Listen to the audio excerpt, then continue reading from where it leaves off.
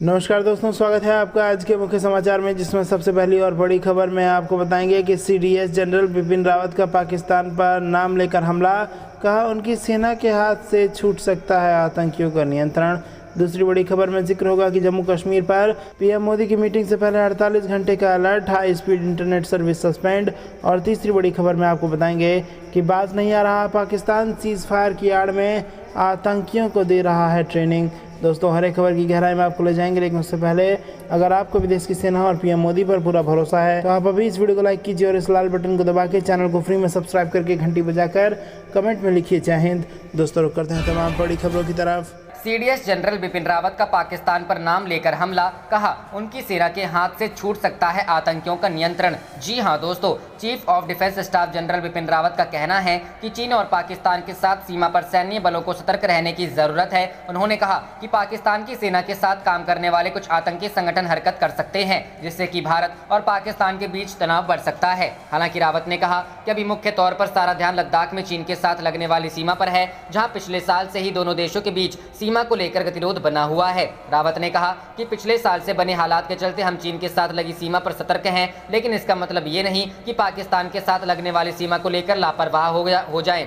CDS ने कहा, मेरा हमेशा से यही कहना रहा है कि कुछ आतंकी संगठन जो कि पाक सेना के साथ काम करते हैं के ऊपर से पाक सेना का नियंत्रण खो सकता है। ऐसे में आतंकी अगर कोई हरकत करते हैं तो इससे जाहिर तौर पर भारत और पाकिस्तान के बीच तनाव बढ़ेगा, इसलिए हमें देश की पश्चिमी सीमा पर भी सतर्क रहने की जरूरत है। रावत ने कहा कि जहां तक पाकिस्तान के साथ संघर्ष विराम की बात है, अगर पड़ोसी देश हथियारों और ड्रग्स की तस्करी ऐसे ही जारी रखता है तो फिर संघर्ष विराम का कोई मतलब नहीं रह जाता है। पड़ोसी देश के इन कामों से शांति प्रक्रिया बाधित होती है। सीडीएस ने कहा कि अगर देश की तीनों सेनाएं एक साथ एकीकृत रूप से काम करती हैं तो इससे बड़ा बदलाव आएगा और आने वाली किसी भी चुनौती से बेहतर तरीके से निपटा जा सकता है। रावत ने जम्मू कश्मीर में शांति प्रक्रिया पर कहा कि निश्चित तौर पर वादी के लोग भी अमन और चैन चाहते हैं। रावत ने कहा कि जम्मू कश्मीर ने कई सालों तक आतंकियों और घुसपैठ का सामना किया है, अब 370 हटने के बाद से अमन चैन कायम हो रहा है। रावत ने कहा कि समय के साथ साथ स्थानीय लोग भी आतंक और हिंसा के प्रति सहानुभूति रखना छोड़ देंगे। जिन युवाओं को गुमराह किया गया है उनको समझाने का काम किया जाएगा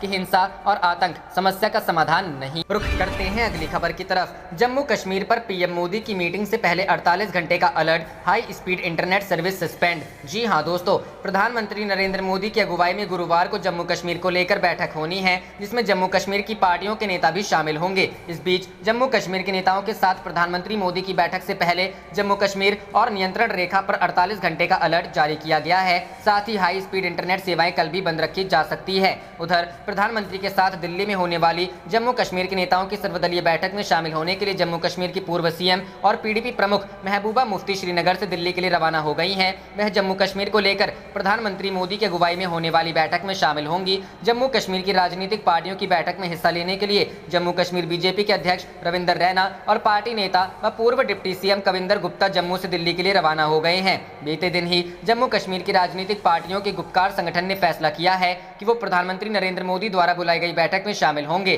प्रधानमंत्री नरेंद्र मोदी की अगुवाई में 24 जून को जम्मू कश्मीर को लेकर बैठक होनी है, जिसमें जम्मू कश्मीर की पार्टियों नेताओं को भी बुलाया गया था। इस महाबैठक से पहले मंगलवार को श्रीनगर में गुपकार संगठन की बैठक हुई। ये मीटिंग पूर्व केंद्रीय मंत्री फारूक अब्दुल्ला के आवास पर हुई। गुपकार नेताओं की मीटिंग के बाद फारूक अब्दुल्ला ने कहा कि हम प्रधानमंत्री द्वारा बुलाई गई बैठक में शामिल होंगे। मीटिंग के बाद श्रीनगर और दिल्ली में मीडिया से बात की जाएगी। हमारा एजेंडा सभी को मालूम है और वही रहेगा। आपको बता दें कि सर्वदलीय बैठक के लिए केंद्र सरकार की ओर से जम्मू कश्मीर के कुल 16 नेताओं को न्योता भेजा गया है। जम्मू कश्मीर से अनुच्छेद 370 35A हटने के बाद केंद्र द्वारा राज्य के नेताओं द्वारा संवाद की सबसे बड़ी पहल। रुख करते हैं अगली खबर की तरफ। बाज नहीं आ रहा पाकिस्तान, सीज फायर की आड़ में आतंकियों को दे रहा है ट्रेनिंग। जी हां दोस्तों, FATF के सामने अपने को पाक साफ दिखाने के लिए पाकिस्तान ने ऐसा झूठ का प्रपंच रचा कि मानो वो किसी भी आतंकी गतिविधि में लिप्त नहीं है। भारत के साथ सीज फायर का पालन करने में भी वो ईमानदारी दिखाने की कोशिश तो बहुत कर रहा है, लेकिन ये सब बस कागजों तक ही सीमित दिख रहा है। जमीन पर भारत के खिलाफ आतंकी घटनाओं को अंजाम देने के लिए अपने प्लान पर वो बदस्तूर काम कर रहा है। भारतीय खुफिया एजेंसियों को मिली रिपोर्ट के मुताबिक LOC के दूसरी ओर POK में सभी आतंकी लॉन्च पैड पर आतंकियों का जमावड़ा लगा हुआ है। खुफिया रिपोर्ट के मुताबिक मई के महीने से ही POK की निकियाल पोस्ट पर आतंकियों को ट्रेनिंग देने का काम जारी है। इन आतंकियों को कोई और नहीं बल्कि पाकिस्तान के रिटायर्ड कमांडो ट्रेनिंग देते हैं। चूंकि SSG कमांडो LOC के चप्पे चप्पे से वाकिफ हैं, इसलिए इनका इस्तेमाल किया जा रहा है। खुफिया रिपोर्ट में इस बात का भी खुलासा हुआ कि तंगधार के दूसरी ओर पीओके में 5 आतंकियों का ग्रुप उरी, बीजी सेक्टर, नौशेरा में भी 1 दर्जन से ज्यादा आतंकी हैं, तो नॉर्थ कश्मीर के गुरेज की दूसरी ओर 8 से 10 हिजबुल के आतंकी, मछली सेक्टर में लश्करी आतंकी का एक और ग्रुप घुसपैठ की कोशिश को अंजाम देने की फिराक में है। सूत्रों के मुताबिक इस शॉर्ट ट्रेनिंग कोर्स में बताया गया है कि कैसे भारत सेना के एंटी इन्फिल्ट्रेशन ग्रिड को तोड़ना है, कैसे घुसपैठ के नए रूप तलाशना है। इस ट्रेनिंग में अलग अलग संगठनों के 24 आतंकी शामिल थे। इनमें 4 जैश, 10 अलबद्र और 10 लश्कर के थे। लॉन्च पैड पर आतंकियों की मौजूदगी की बात करें तो लीपा वैली के केरन सेक्टर में 6, नागाम सेक्टर में 12 आतंकी 2 अलग अलग गुट में और रामपुर सेक्टर में 6 आतंकी घुसपैठ के लिए तैयार बैठे। रुख करते हैं अगली खबर की तरफ। 80 करोड़ लोगों को नवंबर तक मिलता रहेगा फ्री राशन, योजना को मोदी कैबिनेट से मिली मंजूरी। जी हां दोस्तों, केंद्र सरकार ने प्रधानमंत्री गरीब कल्याण योजना के तहत फ्री राशन मिलने की अवधि को जुलाई से बढ़ाकर नवंबर तक कर दिया है। बुधवार को पीएम मोदी की अध्यक्षता में हुई कैबिनेट मीटिंग में इस फैसले पर मुहर लगाई गई। आपको बता दें कि केंद्र सरकार के इस फैसले से 80 करोड़ लोगों को फायदा होगा, जिन्हें सरकार ने जुलाई तक फ्री राशन देने की घोषणा की थी।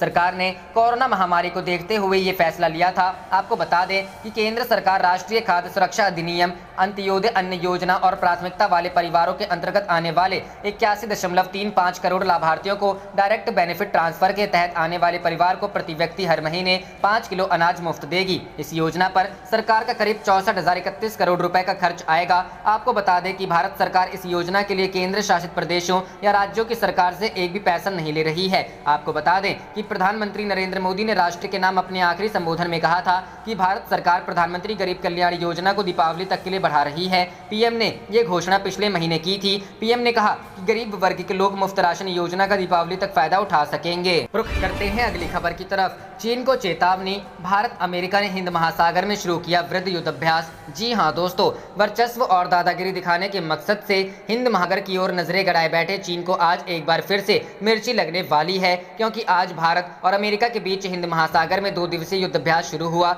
इसमें क्षेत्र में चीन के बढ़ते प्रभुत्व को ध्यान में रखते हुए कई वायु रक्षा मंचों को शामिल किया जा रहा है। अमेरिका ने परमाणु हथियारों से लैस विमान वाहक पोत यूएसएस रोनाल्ड रीगन के नेतृत्व में पोत वाहक युद्धक समूह को तैनात किया है। साथ ही इस युद्धाभ्यास में F-18 लड़ाकू विमान और E-2C हॉक आई ऑल वेदर विमान भी हिस्सा ले रहे हैं। भारत की तरफ से जैगुआर और सुखोई 30 MKI लड़ाकू विमान, IL-78 हवा से हवा में ईंधन भरने वाले टैंकर विमान, अवाक्स विमान और युद्धक पोत कोची एवं तेग हिस्सा ले रहे हैं। भारतीय नौसेना ने भी P-8I समुद्री निगरानी विमान और MiG-29 के विमानों के अलावा अन्य पोतों एवं विमानों को युद्धाभ्यास में शामिल किया है। US carrier strike group CSG फिलहाल हिंद महासागर क्षेत्र में ही तैनात है। कैरियर युद्धक समूह या कैरियर स्ट्राइक ग्रुप नौसेना का बड़ा दस्ता होता है, जिसमें एक विमान वाहक पोत के साथ कई विध्वंसक एवं अन्य पोत शामिल होते हैं। भारतीय नौसेना के प्रवक्ता कमांडर विवेक माधवाल ने मंगलवार को बताया, भारतीय नौसेना के युद्धक पोतों के साथ भारतीय नौसेना एवं वायुसेना के विमान संयुक्त युद्धाभ्यास में हिस्सा लेंगे। इसमें अमेरिका के निमित्त श्रेणी के विमान वाहक पोत रोनाल्ड रीगन, आर्लेग ब्रुक श्रेणी का मिसाइल विध्वंसक USS हाल्से और USS शिलो शामिल होंगे। 2 दिवसीय युद्धाभ्यास का उद्देश्य द्विपक्षीय संबंधों को मजबूत करना और समुद्री अभियानों में समन्वय करने की क्षमता प्रदर्शित करना है। यह युद्धाभ्यास तिरुवनंतपुरम के दक्षिण में पश्चिमी समुद्री तट पर किया जा रहा है। पिछले कुछ वर्षों से भारत अमेरिका के बीच रक्षा संबंधों में मजबूती आई है। अमेरिका ने जून 2016 में भारत को बड़ा रक्षा सहयोगी बताया। करते हैं अगली खबर की तरफ। भारत और चीन के बीच तनाव पर बोले CDS बिपिन रावत, भारतीय सेना पूरी तरह से मुस्तैद। जी हां दोस्तों, chief of defence staff general Bipin Rawat ने मंगलवार को कहा कि नियंत्रण रेखा पर अब तक संघर्ष विराम जारी है, लेकिन ड्रोन का उपयोग करके हथियारों और ड्रग्स की घुसपैठ से आंतरिक शांति प्रक्रिया बाधित हो रही है। जनरल रावत ने बताया कि युद्ध विराम का मतलब यह नहीं है कि सीमाओं पर युद्ध विराम है, लेकिन साथ ही आप अंदरूनी इलाकों में परेशानी पैदा करते हैं। उन्होंने कहा कि LOC पर अब तक संघर्ष विराम जारी है, जो एक सकारात्मक संकेत है। साथ ही हम ड्रोन का उपयोग करके हथियारों और गोला बारूद की घुसपैठ भी देख रहे हैं। यह शांति के लिए अच्छा नहीं है, क्योंकि ये दवाएं और हथियार है आंतरिक शांति प्रक्रिया को बाधित करे। CDS ने आगे कहा कि अगर आंतरिक शक्ति प्रक्रिया बाधित होती है तो हम वास्तव में यह नहीं कह सकते कि युद्ध विराम हो रहा है। युद्ध विराम का मतलब यह नहीं है कि आप सीमाओं पर संघर्ष विराम करें, लेकिन साथ ही आप भीतरी इलाकों में परेशानी पैदा करें। हम पूरे जम्मू और कश्मीर में शांति की झलक चाहते हैं। भारत और पाकिस्तान ने इस साल फरवरी में नियंत्रण रेखा और अन्य सभी क्षेत्रों के साथ सभी समझौतों, समझ और संघर्ष विराम की कड़ाई से पालन करने पर सहमति व्यक्त की थी। भारतीय सेना के जवानों ने बेहतरीन तैयारी की है और हालात को भांपा है। पहाड़ी इलाकों में हमारी सेना चीनी सेना के मुकाबले काफी बेहतर है। नॉर्थ फ्रंट को लेकर बिपिन रावत ने कहा कि सेना के लिए वेस्ट और नॉर्थ दोनों ही फ्रंट काफी आवश्यक हैं। हालांकि हाल ही में नॉर्दर्न फ्रंट में कुछ एक्टिविटी बढ़ी है। सेना पर बोलते हुए जनरल रावत ने कहा कि प्रक्रिया अच्छी तरह से चल रही है और यह संतोषजनक प्रगति कर रही है। 3 सेवाओं में से हम अधिकांश मुद्दों को हल करने में सक्षम हैं। एक बेहतर समझ है यदि 3 सेवाएं एकीकृत हो जाती है तो वे संयुक्तता ला सकते हैं और परिवर्तन कर सकते हैं। हमारी मौजूदा सेवाओं में से हम बेहतर दक्षता और उपयोग सुनिश्चित करेंगे। मुझे लगता है कि हम भविष्य में युद्ध के लिए बेहतर तरीके से तैयार हो। रुख करते हैं अगली खबर की तरफ। सीडीएस बिपिन रावत बोले पहाड़ों पर नहीं लड़ सकते चीनी सैनिक, बताई ये वजह। जी हां दोस्तों, chief of defence staff Bipin Rawat ने बुधवार को गलवान झड़प पर कहा है कि चीनी सेना पहाड़ों पर नहीं लड़ सकती है क्योंकि उससे एहसास हो गया है कि उन्हें और बेहतर ट्रेनिंग तैयारी की आवश्यकता है। रावत ने कहा कि चीन को बीते साल 2020 में गलवान घाटी में हुई झड़प समेत वास्तविक नियंत्रण रेखा पर हुए आमने सामने के बाद यह एहसास हुआ है। समाचार एजेंसी एएनआई के मुताबिक बिपिन रावत ने कहा कि चीनी सैनिक कम समय के लिए सेना में शामिल किए जाते हैं। चीन की सेना को हिमालय के पहाड़ी इलाकों में लड़ने का अनुभव नहीं है। भारत के साथ बॉर्डर पर चीन सेना की तैनाती में बदलाव देखने को मिला है। उन्होंने बताया कि ये बदलाव खासतौर पर बीते साल मई और जून में हुए गलवान और अन्य इलाकों की घटनाओं के बाद आए हैं। चीन को एहसास हो गया है कि उनके सैनिकों को बेहतर ट्रेनिंग और तैयारी की जरूरत है। मीडिया रिपोर्ट के मुताबिक सीडीएस बिपिन रावत ने इसके अलावा कहा कि चीनी सेना में ज्यादातर सैनिक आम नागरिकों में से आते हैं। वे कम समय के लिए सेना में भर्ती किए जाते हैं। उन्हें इस तरह के इलाकों में लड़ने और काम करने का कोई अनुभव नहीं होता है। रिपोर्ट में जनरल रावत के हवाले से कहा गया है कि भारत को चीन की गतिविधियों पर नजर रखनी होगी। साथ ही उन्होंने कहा कि इलाकों में लड़ने के लिए भारतीय सैनिक काफी माहिर होते हैं। उन्होंने कहा कि तिब्बत स्वायत्त क्षेत्र के एक मुश्किल देश है। यह एक पहाड़ी इलाका है। आपको यहाँ खास ट्रेनिंग की जरूरत होती है जिसमें हमारे सैनिक काफी माहिर हैं क्योंकि हमारे पास पहाड़ों पर की गई युद्ध की काफी ट्रेनिंग है। हम पहाड़ों पर काम करते हैं और लगातार अपनी बातें हैं। गौरतलब है कि बीते साल गलवान घाटी में हुई झड़प में 20 भारतीय सैनिक शहीद हो गए थे। इस झड़प में चीन के कई सैनिक भी हताहत हुए थे। हालांकि चीन की ओर से जान गंवाने वाले सैनिकों की आधिकारिक संख्या की कभी पुष्टि नहीं की गई। चीन ने सार्वजनिक रूप से 4 मौतों की बात स्वीकारी थी। रुख करते हैं अगली खबर की तरफ। बुरी तरह फंसे चीन से वैक्सीन लेने वाले 90 देश, संक्रमण बढ़ा तो बहानेबाजी में लगा ड्रैगन। जी हां दोस्तों, मंगोलिया की सरकार ने अपने देश की जनता से वादा किया था कि गर्मी आते आते देश कोरोना के खिलाफ जंग में जीत हासिल कर लेगा। बहरीन ने कहा कि देश में कुछ महीनों के बाद स्थिति पूरी तरह से सामान्य होगी क्योंकि वैक्सीनेशन काफी तेजी से जारी है। बेहद छोटे द्वीप सेशल्स ने घोषणा कर दी कि देश में वैक्सीनेशन पूरी रफ्तार के साथ जारी है और बहुत जल्द देश की अर्थव्यवस्था फिर से पटरी पर लौटने लगेगी। ये तीनों देश उन दर्जन भर देशों में शामिल है जिन्होंने चीन के वैक्सीन पर विश्वास किया था, लेकिन अब इन देशों की स्थिति काफी विकराल हो चुकी है और कोरोना वायरस के सामने चीनी वैक्सीन पूरी तरह से फेल साबित हुई है। चीन का वैक्सीन बहुत आसानी से उपलब्ध है, लिहाजा इन तीनों देशों ने चीन से ही वैक्सीन खरीदा और बड़े पैमाने पर अपने देश में वैक्सीनेशन शुरू किया। लेकिन वैक्सीनेशन के बाद कोरोना वायरस से जहां इन देशों को मुक्ति मिलनी चाहिए थी, वहां ये देश बुरी तरह से कोविड-19 की चपेट में फंस चुके हैं। इन देशों की आबादी बिहार या उत्तर प्रदेश जितनी भी नहीं है, लेकिन इन्हें काफी ज्यादा नुकसान उठाना पड़ रहा है। चीन ने पिछले साल अपने वैक्सीन कूटनीति अभियान को तेजी से चलाया था और वैश्विक समुदाय को विश्वास दिलाने की कोशिश की थी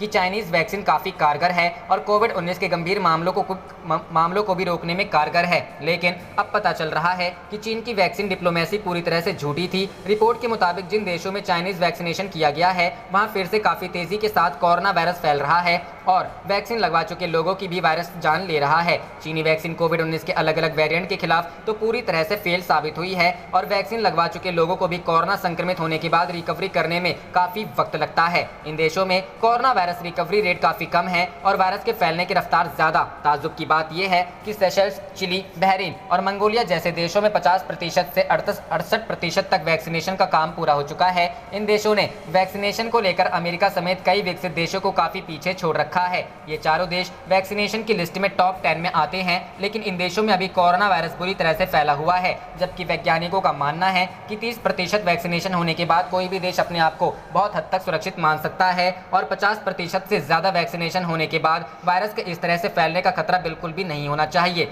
न्यूयॉर्क टाइम्स की रिपोर्ट के मुताबिक इन चारों देशों ने अपने देश में वैक्सीनेशन के लिए चीन की 2 वैक्सीन सिनोफार्म और सिनोविक बायोटेक का इस्तेमाल किया है। हांगकांग यूनिवर्सिटी के वायरस एक्सपर्ट जिन डोंगयान ने फिर से संक्रमण बढ़ने को लेकर कहा कि इस्तेमाल की गई वैक्सीन अगर असरदार होती तो निश्चित तौर पर वायरस का ग्राफ नहीं बढ़ना चाहिए था। चीन की जिम्मेदारी है कि वो इसे तुरंत ठीक करे। वैज्ञानिक भी नहीं समझ पा रहे हैं कि जब इन देशों इतनी तेज रफ्तार से वैक्सीनेशन कार्यक्रम चलाया गया, फिर भी ये देश कोरोना वायरस की चपेट में बुरी तरह से फंसे। रुख करते हैं अगली खबर की तरफ। जम्मू कश्मीर से अनुच्छेद 370 हटाना केंद्र सरकार की बड़ी उपलब्धि, जेपी नड्डा। जी हां दोस्तों, जम्मू कश्मीर पर सर्वदलीय बैठक से पहले आज बीजेपी के राष्ट्रीय अध्यक्ष जेपी नड्डा ने जम्मू कश्मीर से अनुच्छेद 370 हटाए जाने को केंद्र सरकार की बड़ी उपलब्धि बताया। बीजेपी आज पूरे देश में डॉक्टर श्यामा प्रसाद मुखर्जी का बलिदान दिवस मना रही है। इस मौके पर बीजेपी मुख्यालय पर आयोजित एक कार्यक्रम में जेपी नड्डा ने श्यामा प्रसाद मुखर्जी को याद करते हुए कहा कि डॉक्टर मुखर्जी जी ने जम्मू कश्मीर में अनुच्छेद 370 समाप्त हो उसके लिए आंदोलन चलाया था और एक निशान, एक विधान, एक प्रधान का नारा दिया था।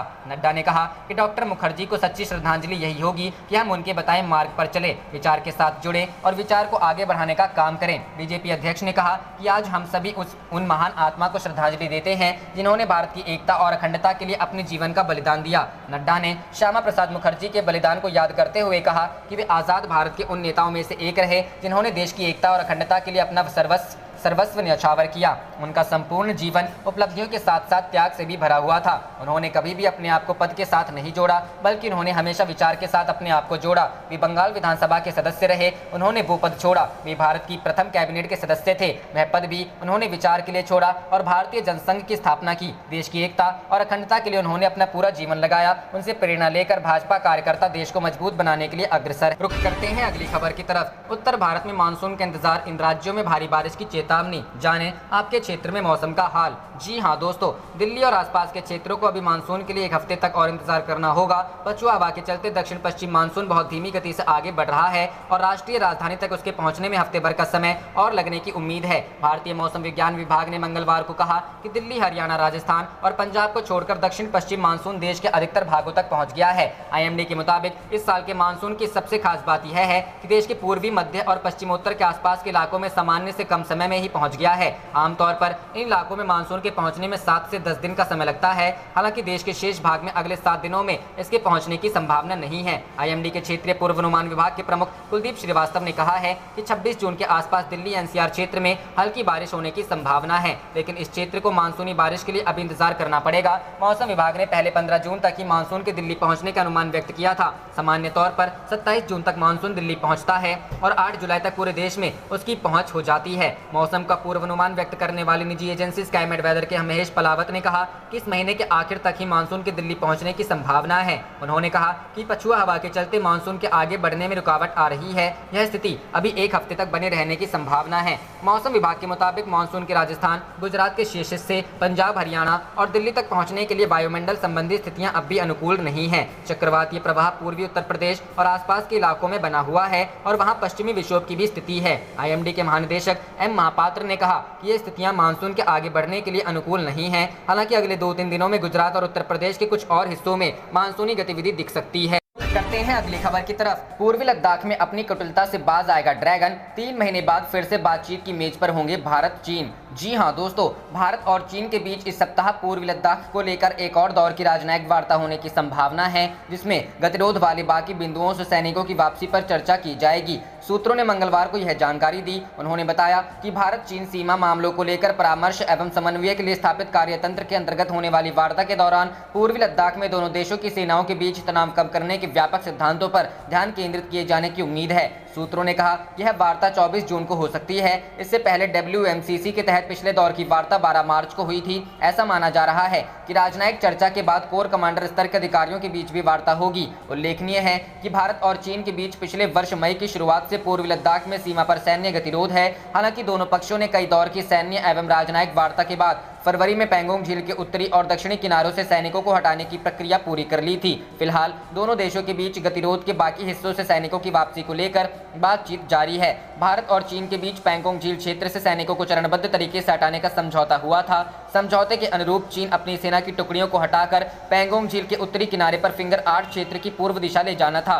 भारत ने तनाव घटाने के लिए हॉट स्प्रिंग्स, गोगरा और देपसांग जैसे क्षेत्रों से सैनिकों को पीछे हटाने पर जोर दिया था। रुख करते हैं अगली खबर की तरफ। पाक ना कर दे खुराफात, तालिबान से भारत चुपचाप कर रहा बात, डोभाल के हाथ कमान। जी हां दोस्तों, अफगानिस्तान में तेजी से बदल रहे हालात पर भारत की भी नजर है। माना जा रहा है कि भारत ने तालिबान के साथ बातचीत भी की है। कतर के विशेष दूत के मुताबिक भारतीय अधिकारियों ने तालिबान के नेताओं से मुलाकात के लिए दोहा का दौरा किया है।